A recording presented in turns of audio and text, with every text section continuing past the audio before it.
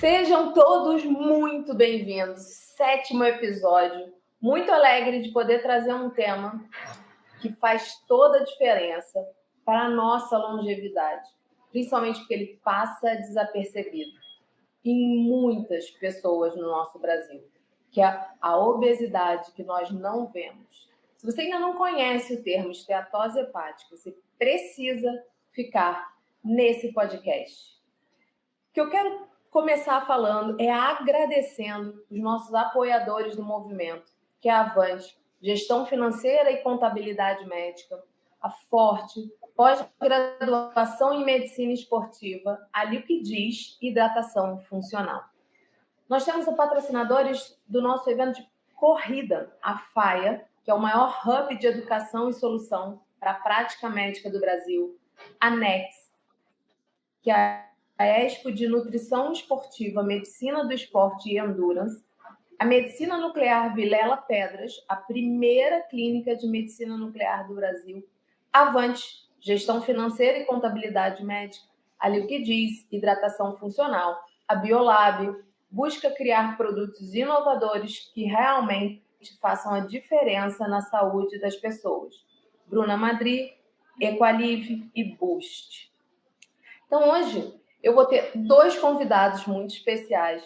Eu tenho a honra de tê-los também trabalhando comigo no Laboratório de Performance Humana. Eles fazem parte, os 2, não somente eles, é uma clínica muito bacana que chama Esteatoclínica, que se dedica especificamente à esteatose hepática. O Dr. Guilherme Ferreira da Mota Rezende, gosta de ser chamado de Guilherme Rezende. Ele é professor de hepatologia da UFRJ, coordenador do Laboratório de Dinâmica Hepática do Hospital Universitário Clementino Fraga Filho e do consultor da Esteatoclínica. Seja muito bem-vindo, Guilherme. Muito prazer. É um prazer estar aqui com vocês. E, é claro, a gente sabe que é importantíssimo falar aqui qual esporte que faz.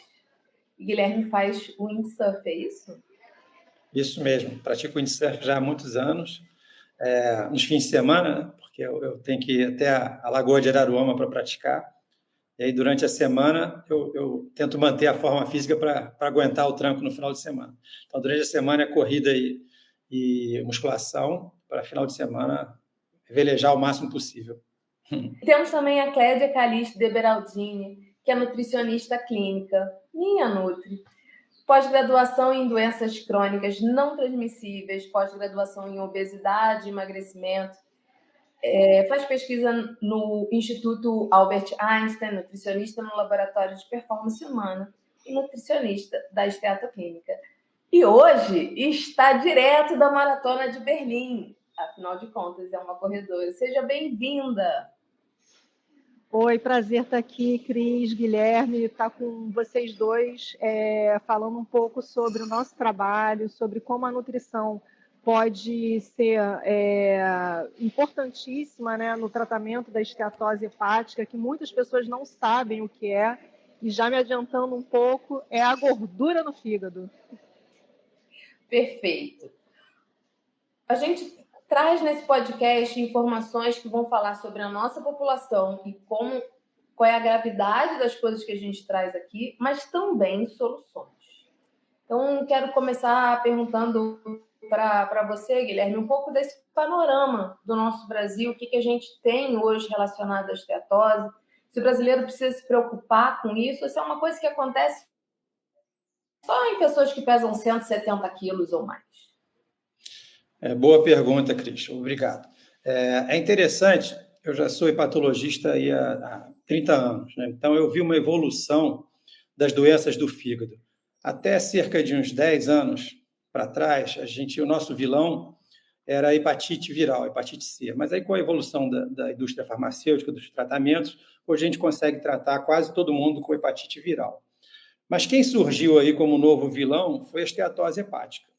A esteatose hepática, que é a deposição de gordura no fígado, em graus variados, ela pode levar a uma cirrose igualzinha ao paciente que tem hepatite viral, ao alcoólatra ou outras doenças crônicas, e ela emergiu como uma doença a doença mais frequente do fígado na atualidade, no mundo inteiro, principalmente no Ocidente.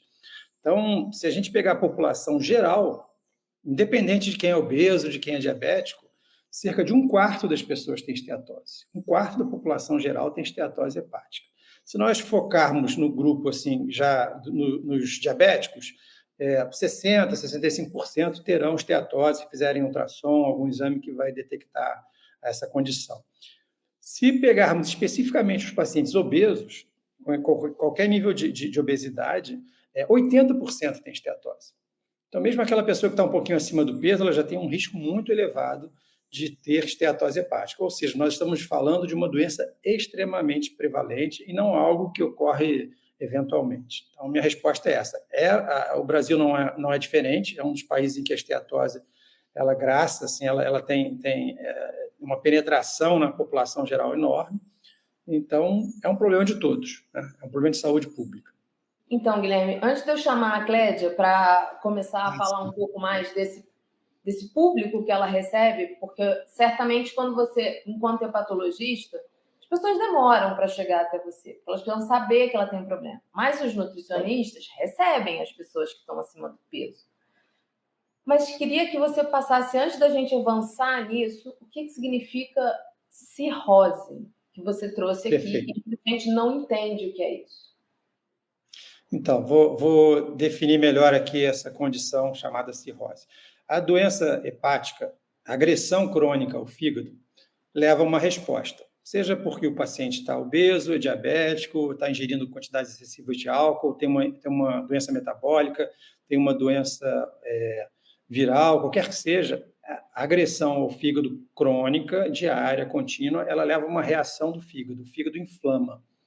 Inflama é o que a gente chama de hepatite. Então, a doença hepática crônica costuma cursar com uma hepatite, uma inflamação do fígado, qualquer que seja a causa, e a persistência dessa hepatite leva à fibrose do fígado. A fibrose em graus variados. Começa com uma fibrose leve, essa fibrose vai progredindo ao longo de anos para a fibrose moderada, e pode chegar na cirrose, que seria o estágio final da fibrose, em que o fígado está todo recoberto de cicatrizes de um colágeno ruim, um colágeno que enrijece o fígado, diminui o fígado, compromete a atividade metabólica, e aí esse paciente tende a complicar com hemorragia digestiva, com encefalopatia hepática, com ascite, e eventualmente pode até precisar do transplante. Então, a cirrose, por definição, é o estágio final da fibrose hepática, o estágio avançado, que pode ter suas próprias complicações, inclusive a insuficiência hepática, e justificar mesmo um transplante. Todo paciente com esteatose terá cirrose? Não, isso não é verdade. Por sorte, um quarto dos pacientes, um terço a um quarto dos pacientes com esteatose hepática vão começar esse processo de fibrose hepática e podem terminar na cirrose. Mas considerando que é uma doença muito prevalente, a esteatose, um quarto dos pacientes complicando com fibrose, isso é muito significativo, isso é um percentual muito grande da população. De modo que, em alguns centros de transplante, a maior causa de transplante hepático já é os pacientes com doença hepática gordurosa. Então, a cirrose é isso, é o final da fibrose hepática. Então, Clédia, trazendo a realidade, a maior realidade que você pega, como é que você tem, na verdade, o que você tem visto no consultório? Realmente a população está engordando frente àqueles que você está recebendo? Ou não? Mas você tem visto pessoas já com alguma dificuldade? Você consegue identificar nesse consultório? Sim, de fato, a gente tem uma prevalência muito grande na população de pessoas que com sobrepeso ou com obesidade, mas ao mesmo tempo a gente tem uma prevalência de pessoas que se alimentam de uma forma não muito saudável, com um grande número de alimentos que são ultraprocessados, que são adoçados com frutose, a frutose somente o açúcar, que isso faz com que você tenha uma ressíntese de glicose pelo fígado e essa ressíntese de glicose acaba virando triglicerídeo e, enfim, acaba sendo transformada em depósito de gordura no fígado, tendo a doença gordurosa, né? Assim, hoje em dia, o que eu mais vejo em consultório, dentro da estatoclínica, são pessoas que perderam um pouco a mão de como se alimentar normalmente, né? Muitas vezes a gente começa o tratamento nutricional de uma pessoa com esteatose com coisas muito simples, pedindo para que a pessoa coloque no seu cardápio semanal porções de frutas, verduras, legumes, a coisa que é o mais básico possível, tá? Existe também, dentro desse contexto da esteatose, o que eu vejo bastante são pessoas que, por algum motivo, têm um peso que é saudável, que até fazem algum tipo de atividade física, mas que nos finais de semana acabam consumindo algum tipo de alimento que não seja tão saudável, né? Assim, e acabam consumindo de uma forma mais exagerada do que o normal, né? Então, o nosso trabalho é junto ao médico hepatologista, junto ao educador físico, é transformar a vida dessa pessoa para que o tratamento da esteatose ele seja consistente, né? Assim, não é um momento, melhorei da esteatose e pronto, vou voltar aos meus hábitos antigos, né? A gente precisa imbuir nesse paciente o sentimento de que você precisa ter maior qualidade de vida e melhores escolhas para sempre, né? Porque hoje em dia a gente fala muito de longevidade, mas não adianta a gente só viver bastante, a gente tem que viver bastante, mas viver bem, ter qualidade de vida também, e isso faz parte também de se manter um fígado saudável. Eu fazendo uma pesquisa aqui que é até bem recente, de 2023, gente, é assustador esse negócio. Eu fiquei muito, muito assustada. E pouco do que a Clédia trouxe, quando a gente está falando sobre se a gente falar sobre o IMC, tá? A gente sabe que o IMC não está falando tanto sobre a pessoa como um todo, se ela está com mais massa muscular naquele peso ou com mais gordura, isso varia.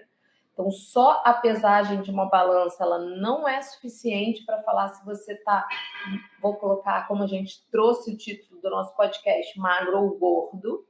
Você pode pesar 70 quilos de muito músculo, você pode pesar 70 quilos de muita gordura. Mas no Brasil, se a gente for usar como norte o IMC, a gente tem mais de 80% da população com IMC acima de 25. E uma das coisas que é grande indicadora na frente do IMC é essa relação cintura-quadril. Por isso que a gente traz esse tema para destacar, para chamar, para alertar as pessoas. Não sobre o seu peso especificamente. Eu não tenho como fazer a composição corporal, eu não tenho como fazer uma bioimpedância, eu não tenho como ir numa nutricionista para poder fazer as pregas cutâneas, mas eu tenho uma fita métrica de fácil acesso em casa. Fita métrica, gente. E aí você vai medir a sua cintura e o seu quadril. E se essa relação estiver acima de 0,85 para as mulheres e 0,9, você começa a ficar alerta que tem mais gordura depositada, provavelmente dentro do seu abdômen, do que a distribuição normal, por exemplo, nas mulheres com quadril mais largo. A associação com a esteatose, ela começa a precisar ser pensada quando isso acontece. Então, clássicos que o Brasil fala, barrigão de chope, o bucho. E por que eu estou falando dessas expressões? Porque isso é o nosso dia a dia. Eu sei que eu estou falando com médicos, eu sei que eu estou falando com educadores físicos, fisioterapeutas, mas eu também estou falando para uma população que não precisa saber todas as expressões corretas, mas precisa se policiar e entender que a esteatose, que é essa gordura no fígado, que é uma inflamação, como o Guilherme explicou ali no início, ela vai cronicamente dessa inflamação com depósitos de gordura fibrosando. Mas aí tratou a cirrose, quando chega naquele ponto, tratou a cirrose, tá tudo bem? Não, gente, não tá tudo bem. Cirrose é bem grave. Momento de tratar, se descobriu que tá com esteatose. E aí, exato o que a Clédia trouxe, modificação de hábitos de vida. Me fala, Guilherme, o que você trabalha com esses pacientes para, na hora do diagnóstico, é só o ultrassom que diagnostica ou há exames de sangue que esses pacientes vão fazer? Então, primeiro eu queria só lembrar assim, a interface desse podcast, desse programa de vocês com a esteatose, porque a esteatose, de fato, é uma doença dos maus hábitos. Isso é muito importante. Assim. A esteatose tem tudo a ver com mudança do estilo de vida. Por isso que é importante falar aqui nesse espaço de que vocês nos ofereceram. Né? Claramente, a dificuldade que o médico tem isoladamente de cuidar de um paciente com esteatose é enorme. A gente não resolve o paciente com esteatose com uma medicação como resolveria, por exemplo, uma hepatite viral. Nós precisamos trabalhar em equipe com educadores físicos e com nutricionistas, e eu diria mais, com psicólogos, porque o que a gente faz no dia a dia, a nossa alimentação tem muito a ver com a nossa cabeça, né? E não basta o médico não resolve a esteatose. Evidentemente, nós temos alguns recursos de tratamento, agora tem os análogos do GLP, que facilitaram um pouco a nossa vida, mas isso não basta. Né? Então, assim, voltando para a questão que a Cris me perguntou, como é que se faz o diagnóstico? Normalmente, o paciente descobre que tem esteatose quando ele vai fazer um ultrassom, às vezes até por outro motivo. A mulher pode ter ido no ginecologista, pedir um ultrassom pélvico, e aí o ultrassonografista fez lá, olhou o fígado e, opa, tem esteatose. Normalmente, esse é o caminho inicial.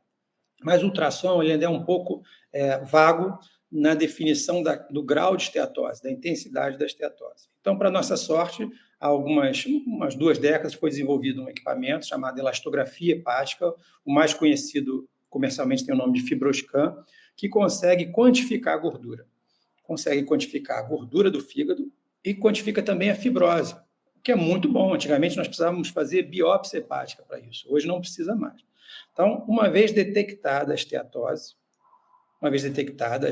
normalmente pelo ultrassom, pode ser até que aconteceu de detectar numa tomografia, num outro exame, o ideal seria você fazer a elastografia para conseguir ter uma avaliação quantitativa precisa do grau de esteatose, do grau de fibrose, se é que esse existe. Existem alternativas mais simples, laboratoriais, tem um score que a gente usa chamado FIB4, que nós podemos usar assim, com exames do dia a dia, transaminases, basicamente, e que pode ser usado como um screening inicial. Qualquer um pode fazer no seu consultório o FIB4, se escreve FIB-4.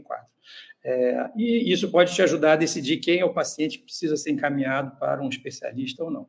Mas, assim, se eu tivesse que afirmar qual é o exame que mais nos ajuda na avaliação do paciente com esteatose e na monitoração do paciente, às vezes você faz uma intervenção, a Clédia consegue ali mudar os hábitos do paciente, o paciente entra para a academia, tem um educador físico, um personal competente, ele emagrece, fica mais forte. A melhor maneira de monitorar essa resposta é através da elastografia hepática, que tem várias técnicas. A mais conhecida delas é o equipamento chamado FibroScan. Guilherme, no FIB4, quais são os marcadores que a gente vai trazer? Os clássicos, TGO, TGP, gama? Não, nem entra gama GT, né? É o TJ, TGP, plaqueta e idade, né? É isso, basicamente. É bem simples, então. Qualquer lugar você faz. A preocupação, né, da gente ter não sei se você tem noção do preço, né, ou do acesso via SUS. É claro, você está num hospital universitário, tem talvez mais essa área da pesquisa, mas pensando nos pacientes que estão sendo atendidos mais pelo SUS, é de fácil acesso a elastografia? Ou é difícil? Não, olha, várias instituições públicas hoje já têm o FibroScan, o aparelho FibroScan. Alguns hospitais não têm exatamente FibroScan, mas têm um aparelho de ultrassom que faça elastografia hepática. E o que é interessante é que já há muitos anos a Anvisa, a ANS, ela exigiu que os planos de saúde oferecessem, todos os planos de saúde têm que oferecer o FibroScan, a elastografia hepática. Então, se você tem um plano de saúde, qualquer que seja, eles têm que oferecer esse exame. E alguns hospitais públicos, de fato, têm. É um exame rápido. A gente, assim, um profissional executa um exame de elastografia em 10, 15 minutos. Excelente. É indolor, porque é a base do ultrassom.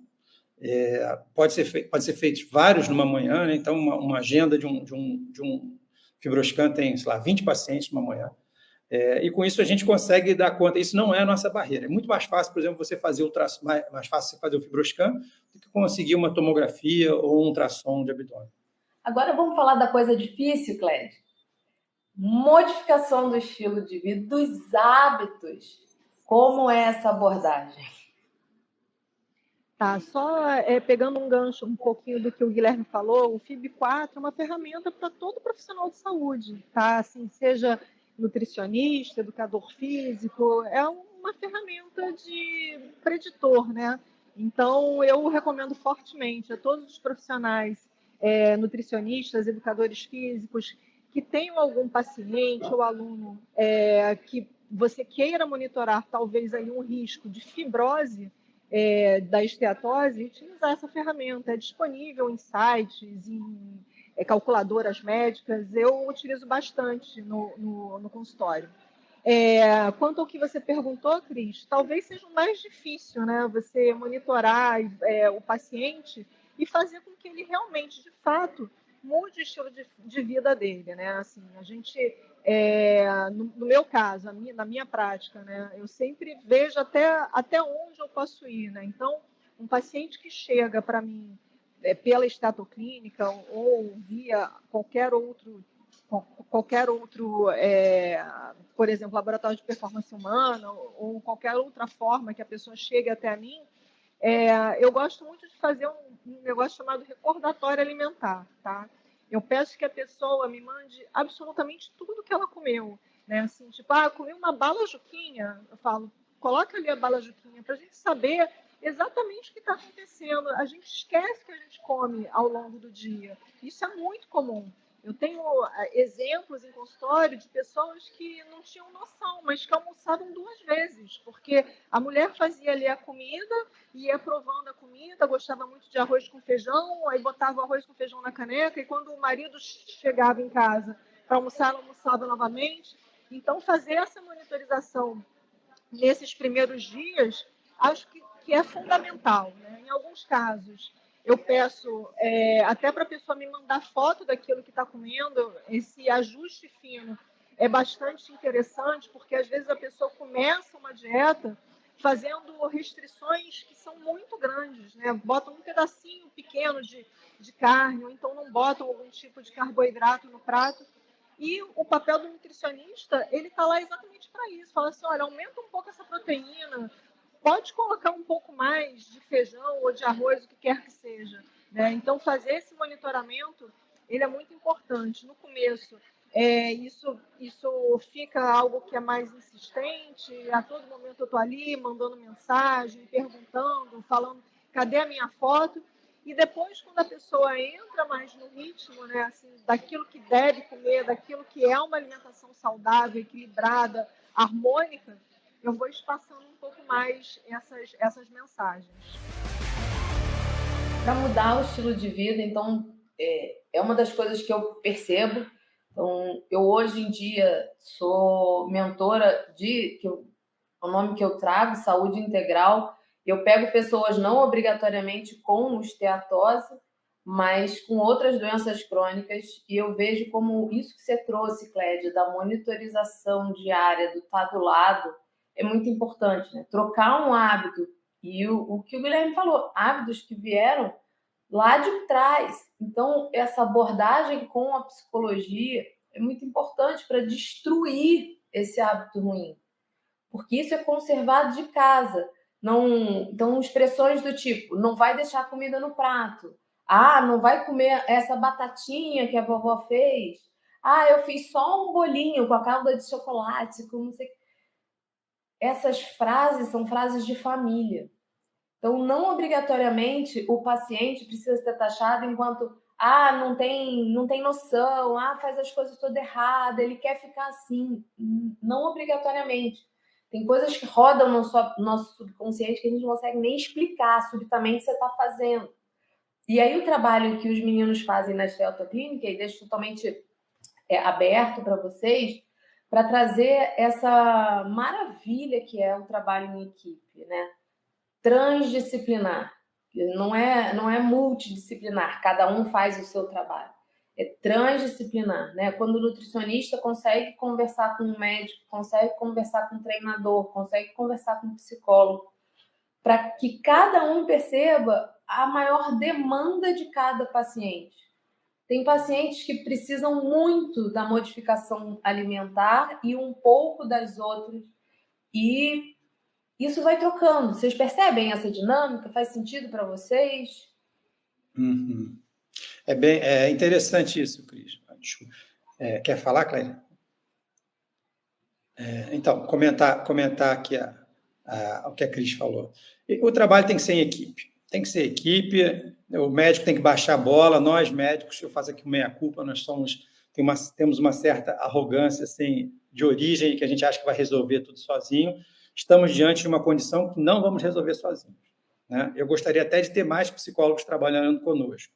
O conceito da esteatoclínica, só para citar a nossa experiência, tenho certeza que outras pessoas outros colegas fazem de maneira semelhante, foi nós unirmos um grupo multidisciplinar em que todos tivessem a mesma compreensão da doença hepática.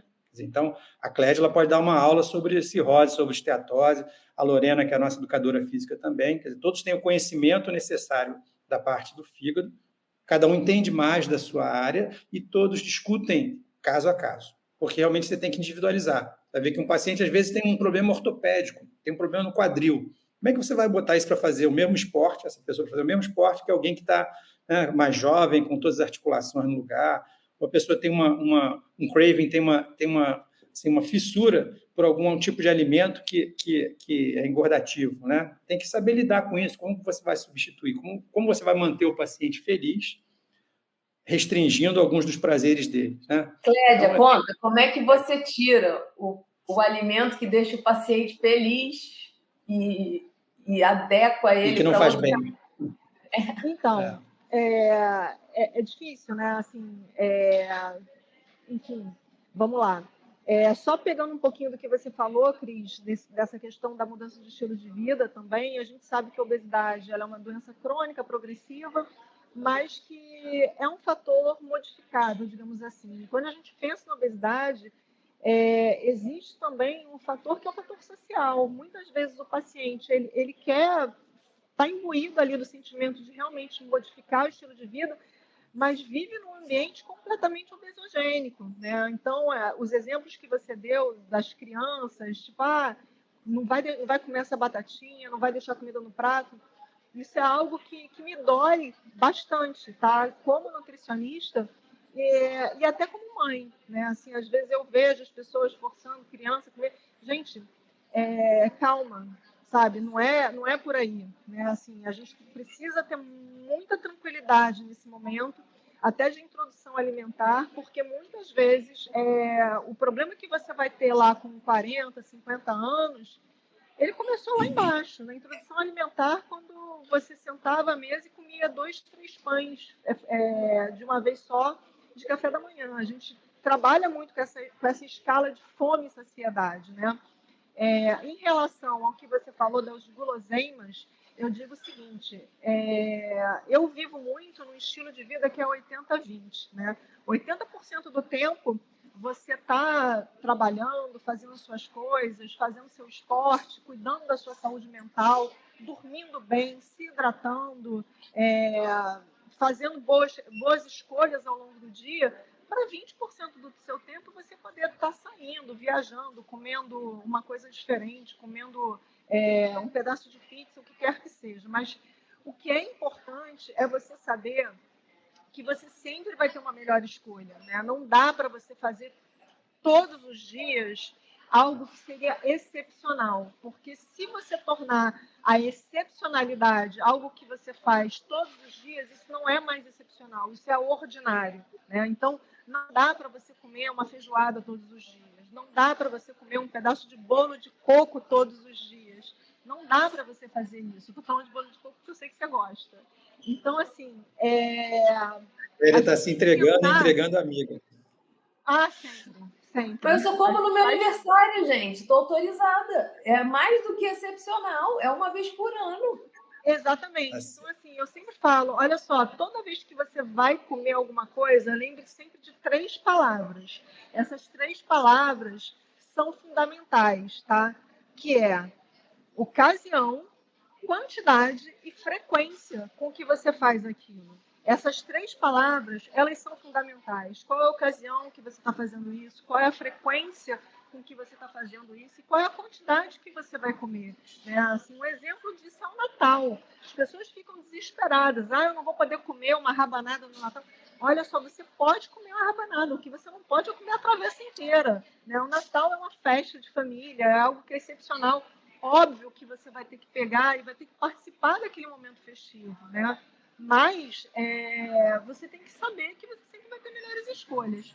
A única coisa que eu falo realmente, que é recomendação, e isso o Guilherme pode falar muito melhor do que eu, que é recomendação médica das sociedades europeias, é em relação à bebida alcoólica. A pessoa que tem uma esteatose, a recomendação é que não tenha nenhum tipo de ingesta de bebida alcoólica, né?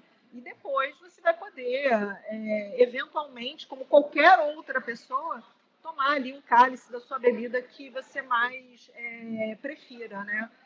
Agora, em relação às guloseimas, eu sempre procuro falar com o paciente dessa forma, né? Tentar ter esse equilíbrio na vida é fundamental. Traz esse dado para a gente, Guilherme, acerca do álcool, porque realmente, como eu tinha falado, o barrigão de chope.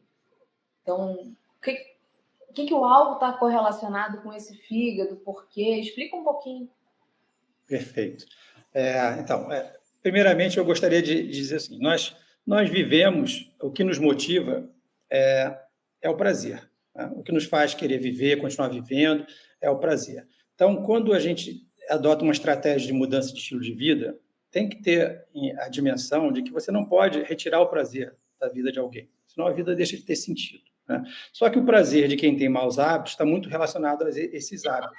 Então, é comer comida altamente calórica, né? Comida salgada, comida adoçada, beber bebida alcoólica em grande quantidade.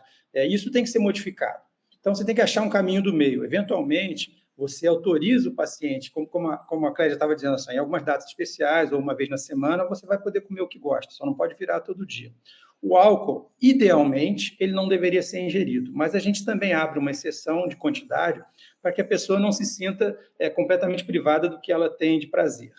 A classificação atual das sociedades internacionais de esteatose, ela cria 3 grupos de pacientes com doença esteatótica. A daqueles com doença esteatótica exclusivamente metabólica, que tem a ver com a obesidade, com diabetes, com a dislipidemia. O grupo dos pacientes com doença hepática alcoólica, que bebem muito, uma quantidade claramente nociva ao fígado. E o grupo do meio ali, que tem um componente metabólico e tem um componente de álcool não tão intenso assim. Eventualmente, o que a gente faz é tentar puxar o paciente para diminuir a quantidade de álcool, é lógico, mas muitas vezes a gente não consegue que ele persista nisso. Não é um tratamento de um mês. Muitas vezes essa conduta muito rígida, ela se encerra rápido. Você diz assim, o senhor não pode mais botar uma gota de álcool na boca. Um mês depois, ele desistiu daquilo, desistiu de você, desistiu da educação, da atividade física, da nutrição, e foi muito pior. Então, o ideal seria perseguir 0 álcool. Mas há um limite de tolerância, porque senão o paciente não vai fazer nada. E a gente quer que ele siga no melhor caminho possível. O melhor caminho possível, com frequência, não é o melhor caminho de todos. Não é? Então, assim, eu trago o gancho aí de que quanto menos álcool, melhor. Existe um limite de tolerância. A pessoa bebe 2 vezes por semana, um chopp e tal. Não é isso a causa da esteatose. Provavelmente é a sobremesa, é o sedentarismo. A culpa não é daqueles 2 chopinhos na semana. Mas ele tem que chegar nessa quantidade. Né? Ele não pode beber todo dia e achar que isso não está interferindo. Então, eu queria puxar esse gancho do prazer para a atividade física também. Sim, eu vejo, isso é por experiência própria. Hoje eu faço atividade física porque eu me sinto bem, eu gosto do esporte, eu tenho prazer. Então, eu acho muito importante nós destacarmos aqui, não tem, infelizmente, no grupo hoje um educador físico, mas destacar a importância de despertar no paciente. Às vezes é um paciente tradicionalmente sedentário, a atividade física como uma fonte de prazer. Uma atividade inclusiva. Pode ser caminhar, pode ser, agora tem alguns esportes novos, assim, canoa havaiana, para quem mora na beira d'água, ou beach tênis, né? Tem um monte de esporte mais leve surgindo assim. Eu acho que é importante, na minha experiência, já tem 15 anos que eu lido com esse perfil de doente, mais intensamente, nós temos que ter foco no prazer. O paciente tem que estar gostando do que ele está fazendo, gostando da atividade física, gostando da comida, gostando de se sentir mais magro, se sentir melhor. Se nós não pensarmos no prazer, essa mudança de estilo de vida não se sustenta. Eu vou aproveitar aqui, já encaminhando para o final, mas lembrando que eu comecei apresentando a Clédia dizendo que ela está direto da Maratona de Berlim. Isso significa que ela está no meio de pessoas que estão vibrando e querendo a mesma coisa, quer correr, quer se divertir, quer estar bem. Isso, por que eu estou destacando? Porque modificação de estilo de vida é muito mais fácil quando você está bem acompanhado também das pessoas ao seu redor, dos seus amigos, dos seus familiares. E você ir trazendo também isso para essa cultura vai fazendo toda a diferença. E está totalmente correlacionado com prazer. Então, Clédia, eu agradeço muito você, agradeço muito, Guilherme. Acho que foi muito especial para que as pessoas entendam que se cuidar é fundamental. Ter a obesidade mórbida que as pessoas veem não é o único fator de risco para a esteatose. Então, os hábitos, a qualidade alimentar, se você bebe muito álcool, se seu abdômen está muito maior do que o seu quadril, é importante que você se cuide, que você procure orientação nutricional, de um educador físico, de um médico, para que você se cuide. Mudança do seu estilo de vida. Clédia, peço então que você traga a sua mensagem final, se apresente, onde as pessoas te encontram na rede social. A minha mensagem final é, pegando um pouco do que o Guilherme falou, é que a gente tem um mundo real, um mundo ideal e um mundo possível, tá? Então, assim, a gente sempre vai fazer o nosso melhor com aquilo que a gente tem, né? Então, se hoje você não faz absolutamente nada, e isso é algo que eu trago muito em consultório, eu falo assim, gente, na semana que vem, tenta caminhar 2 vezes na semana, tipo 15 minutos que seja, porque você já vai estar melhor do que essa semana que você não fazia nada, né? E pegando também um pouco do que você falou, Cris, é fundamental que, assim, que você esteja inserido num grupo que faça parte também desse estilo de vida que você tanto propaga, né? Assim, são hábitos que são reflexos de outros hábitos. Se você faz uma atividade física, você vai pensar no que você vai colocar no seu prato. Se você tem que treinar no dia seguinte, você não vai beber bebida alcoólica excessivamente na noite anterior. Então, são hábitos que são reflexo de outros hábitos e isso é muito fundamental, né? Então, a minha mensagem final seria isso, né? Assim, tipo, tenta ser um pouquinho melhor do que você foi ontem, do que você foi na semana passada. Se não der para você correr uma maratona, eu tô aqui esse ano sem correr a maratona. Eu vim acompanhando outras pessoas. Eu vou até fazer uma corrida um pouco menor, mas eu não vou correr a maratona. Mas, assim, estar no meio disso é um sentimento que é extremamente feliz para mim, né? Então, tentar ser um pouquinho melhor a cada dia é fundamental. E onde vocês me acham? É o @cledia.deberaldini, ou na Esteatoclínica, ou no Laboratório de Performance Humana. Essa é a minha mensagem final para vocês. E você, Guilherme? Onde o povo te encontra? Qual a sua mensagem? Eu sou professor da UFRJ, eu passo a maior parte da minha semana na UFRJ, trabalho esse projeto que a gente faz com a esteatoclínica, com pacientes com plano de saúde, né, no particular, eu faço principalmente na UFRJ, com a população de baixa renda, e é um desafio maior, porque tem que lidar com quem não tem como comprar comida no mundo verde, não pode ir numa academia cara, tem que ir na praça, ou andar até numa região mais perigosa, na rua, né? Então, eu gosto muito de ter esses dois lados. Na Esteatoclínica eu trabalho como consultor, vocês podem me encontrar lá também. E fica aí essa mensagem. É uma mensagem final. Seja um exemplo como profissional. Não basta o discurso. Da mesma forma que a gente quer educar os nossos filhos através do exemplo e não da fala, faça da sua vida um exemplo saudável que vai ser mais fácil de engajar os seus pacientes. É isso. Quero agradecer a todos vocês pela presença. Eu sou a doutora Cristiane Prado, médica do exercício do esporte, mentora para uma saúde integral, trabalhando com pacientes o tempo todo sobre essa consciência, visão integral de saúde que a gente falou tanto aqui. Não adianta só eu trazer o exercício, que é a minha grande base, mas eu preciso falar sobre consciência alimentar, eu preciso falar sobre esse autoconhecimento que vai fazer com que a gente faça boas escolhas, escolhas que tragam prazer e vão nos fazer viver muito mais e melhor. Vocês me encontram nas redes sociais, no YouTube, no Instagram, como @doutora Cris Prado. E a qualquer instante, mandem mensagens, tirem dúvidas. Se assistiu esse podcast, ficou com dúvida, ou você comenta nos comentários do podcast, ou nos procure. Todos estamos disponíveis para tirar dúvidas de vocês e fazer com que vocês encontrem o melhor para a vida de vocês. Está com dúvida? Tira a dúvida. Não leve ela para casa.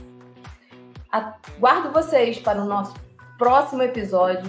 Quem tiver interesse em conhecer mais sobre toda essa magia que é a integração entre a saúde, a nutrição, a fisioterapia e a educação física, venham e assistam os episódios anteriores do podcast Saúde em Jogo, do Médicos Atletas.